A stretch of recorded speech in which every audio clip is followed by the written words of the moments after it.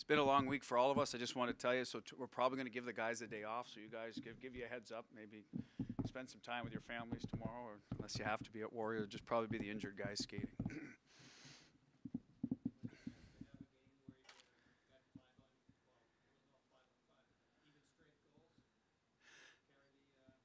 Yeah, I mean, secondary scoring, right? I mean, Johnny Moore, it's nice for him to find the back of the net. It was tough out there today. We didn't have much in the first period. You could see it in the guys that been a long week. They had a similar schedule, so it was going to be tough if we had to chase the game all day. So I think we acknowledged that between periods that let's just be patient. And then, you know, we did have a good second, got one early enough, and wanted to make sure we didn't have to chase it again. We did a pretty good job. Penalty kill, was a big part of that, Yarrow. And obviously we got a break in overtime. Usually a lot of those games have gone against us. Today we got a break. Charlie kind of put his imprint on this game. Yeah. Does it feel like he's back the way you expected? I think so. I think he was really good yesterday. Kind of demanded the puck and very assertive in his play. Good decision making today. He was physical as well. It was a tough matchup him and Z had. That's one of the best lines in the National Hockey League, and they did a real good job against him the last two periods, and even the first period, I guess, it was kind of the end of a power play there, and so did Charlie's line. So I'm proud of those guys. They put their work in today, and Charlie was a big part of that, and you still want to have the puck too, and he was good with transitioning it, even though you're defending those guys and they got world-class speed, size, shots.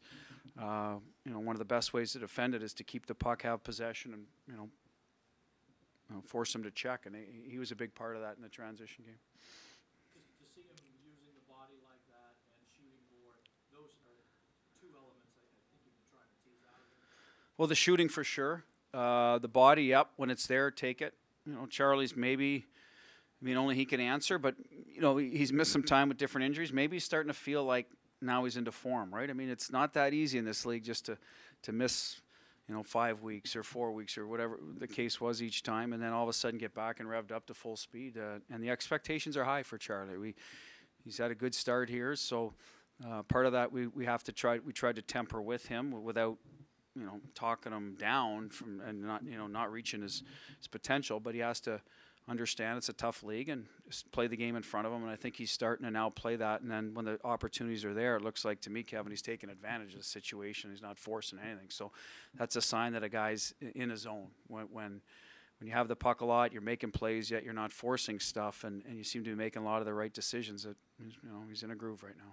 What went into the switch with Solari getting the press? Part of it is, we want to get Jake back with Kretsch eventually. I thought the foot speed on that line tonight, Colorado to me is a quick team. I thought Jake would be a better fit there. I don't know how it all played out in the end, if that had a big factor or not. I thought Peter played better actually with Frederick, and Nordy. He seemed to generate a little more there. So maybe playing against, was more against the other team's fourth line was better suited for him tonight. So that was the reasoning, and eventually we want to get Jake back up in the lineup, but we want him to earn it and play the right way as well, and acknowledge what he needs to do to stay up there and who he's going to be playing against and with. You mentioned Charlie's line against McKinnon's line. You didn't start the game. No. We went Bergie. It just looked like those guys have played a lot of hockey. Bergie, Marsh, even Heinen looked. They just. I don't want to say they. I don't want to be disrespectful, but we just made a decision that the way I saw our group, I thought if we could shut that line down, just saw them off even. Noel, which is a big ask. Like we literally asked him to scrum pucks in the O zone if they got it without turning it over. Obviously attack the net. Crowley drew a penalty doing that, but not to get caught. So that's a big sacrifice for them. I thought, well, if Bergie and Kretsch, our next two lines hopefully can outscore their next two lines. That was the decision behind it.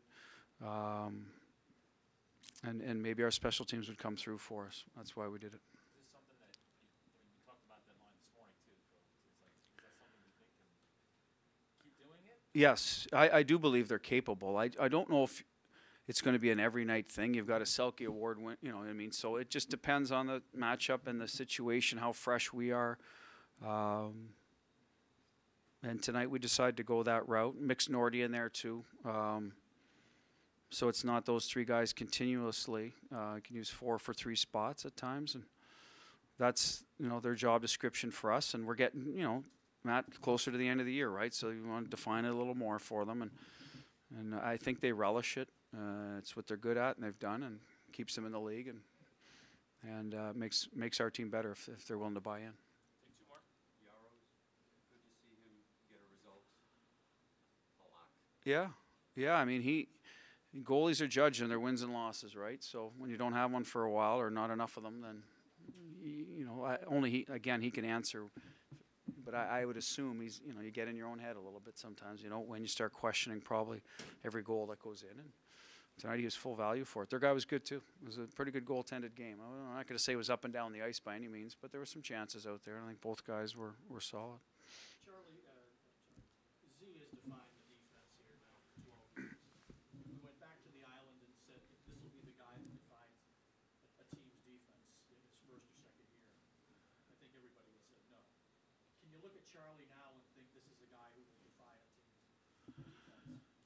Well, he's a very that NHL play against anybody, plays on the power play, plays in the penalty kill, and moves the puck. So a little more modern day type of player, does a little bit of everything. If you look at the Drew Dowdys, the Yossi's, Subbans, whoever you're going to put in those categories, we hope that he's in that category at some point. But again, this is kind of where we're going earlier. We want to temper that so that that when Charlie has the usual 20-year-old hiccups, then we don't get down on him. So, but yeah, he could very well. You got Brandon Carlo is more of a shutdown guy, and we hope Vakanainen progresses well. So we've got 3 very mobile young defenders. Grizz is in that mix, and I think that's more of what you see around the league is the guys that, as opposed to maybe the Z's that are